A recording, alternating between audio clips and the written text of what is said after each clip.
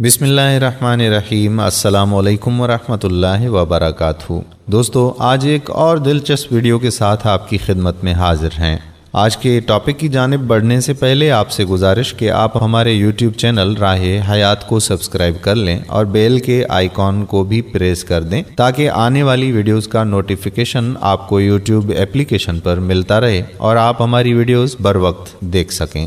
ایک نیک شخص کے گھر کی دیوار اچانک گر گئی۔ اسے بڑی پریشانی لاحق ہوئی اور وہ اسے دوبارہ بنوانے کے لیے کسی مزدور کی تلاش میں گھر سے نکلا اور چوراہے پر جا پہنچا۔ وہاں اس نے مختلف مزدوروں کو دیکھا جو کام کے انتظار میں بیٹھے ہوئے تھے۔ ان میں ایک نوجوان بھی تھا جو سب سے الگ تھلگ کھڑا ہوا تھا۔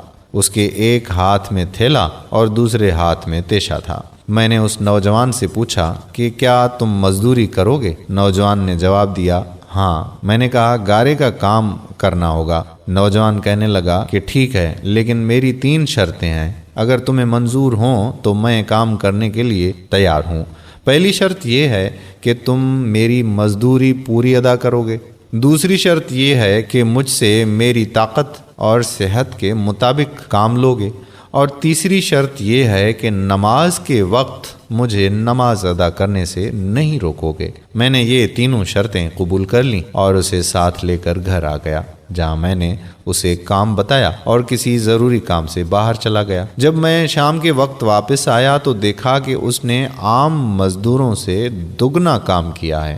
میں نے بخوشی اس کی اجرت ادا کی اور وہ چلا گیا۔ دوسرے دن میں اس نوجوان کی تلاش میں دوبارہ اس چوراہے پر گیا، لیکن وہ مجھے نظر نہیں آیا۔ میں نے دوسرے مزدوروں سے اس کے بارے میں دریافت کیا تو انہوں نے بتایا کہ وہ ہفتے میں صرف 1 دن مزدوری کرتا ہے۔ یہ سن کر میں سمجھ گیا کہ وہ عام مزدور نہیں بلکہ کوئی بڑا آدمی ہے۔ میں نے ان سے اس کا پتہ معلوم کیا اور اس جگہ پہنچا تو دیکھا کہ وہ نوجوان زمین پر لیٹا ہوا تھا اور اسے سخت بخار تھا۔ میں نے اس سے کہا کہ میرے بھائی، تو یہاں اجنبی ہے، تنہا ہے اور پھر بیمار بھی ہے۔ اگر پسند کرو تو میرے ساتھ میرے گھر چلو اور مجھے اپنی خدمت کا موقع دے دو۔ اس نے انکار کر دیا، لیکن میرے مسلسل اصرار پر مان گیا، لیکن ایک شرط رکھی کہ وہ مجھ سے کھانے کی کوئی شے نہیں لے گا۔ میں نے اس کی یہ شرط منظور کر لی اور اسے اپنے گھر لے آیا۔ وہ 3 دن تک میرے گھر میں قیام پذیر رہا، لیکن اس نے نہ تو کسی چیز کا مطالبہ کیا اور نہ ہی کوئی چیز لے کر کھائی۔ چوتھے روز اس کے بخار میں شدت آ گئی تو اس نے مجھے اپنے پاس بلایا اور کہنے لگا کہ میرے بھائی، لگتا ہے کہ اب میرا آخری وقت قریب آ گیا ہے، لہٰذا جب میں مر جاؤں تو میری اس وصیت پر عمل کرنا کہ جب میری روح جسم سے نکل جائے تو میرے گلے میں رسی ڈالنا اور گھسیٹتے ہوئے باہر لے جانا اور اپنے گھر کے ارد گرد چکر لگوانا اور یہ صدا دینا کہ لوگوں، دیکھ لو، اپنے رب تعالیٰ کی نافرمانی کرنے والوں کا یہ حشر ہوتا ہے۔ شاید اس طرح میرا رب عزوجل مجھے معاف کر دے۔ جب تم مجھے غسل دے چکو تو مجھے انہی کپڑوں میں دفن کر دینا۔ پھر بغداد میں خلیفہ ہارون رشید کے پاس جانا اور یہ قرآن مجید اور انگوٹھی انہیں دینا، اور میرا یہ پیغام بھی دینا کہ اللہ عزوجل سے ڈرو، کہیں ایسا نہ ہو کہ غفلت اور نشے کی حالت میں موت آ جائے اور بعد میں پچھتانا پڑے، لیکن پھر اس سے کچھ حاصل نہ ہوگا۔ وہ نوجوان مجھے یہ وصیت کرنے کے بعد انتقال کر گیا۔ میں اس کی موت کے بعد کافی دیر تک آنسو بہاتا رہا اور غمزدہ رہا۔ پھر نہ چاہتے ہوئے بھی میں نے اس کی وصیت پوری کرنے کے لیے ایک رسی لی اور اس کی گردن میں ڈالنے کا قصد کیا تو کمرے کے ایک کونے سے ندا آئی کہ اس کے گلے میں رسی مت ڈالنا، کیا اللہ عزوجل کے اولیاء سے ایسا سلوک کیا جاتا ہے؟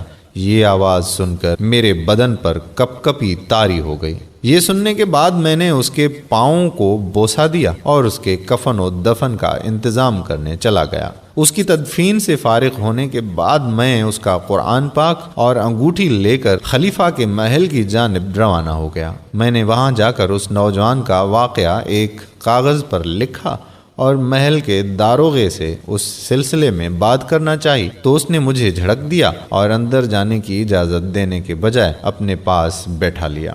آخرکار خلیفہ نے مجھے اپنے دربار میں طلب کیا اور کہنے لگا کہ کیا میں اتنا ظالم ہوں کہ مجھ سے براہ راست بات کرنے کی بجائے رقعے کا سہارا لیا؟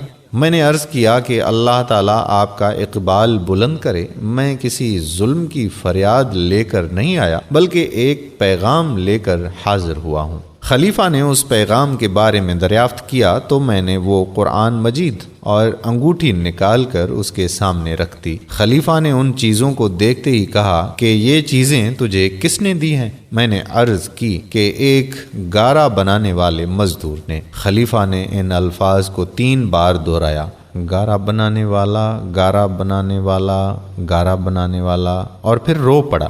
کافی دیر رونے کے بعد مجھ سے پوچھا کہ وہ گارے بنانے والا اب کہاں ہے؟ میں نے جواب دیا کہ وہ مزدور فوت ہو چکا ہے۔ یہ سن کر خلیفہ بے ہوش ہو کر گر گیا اور عصر تک بے ہوش رہا۔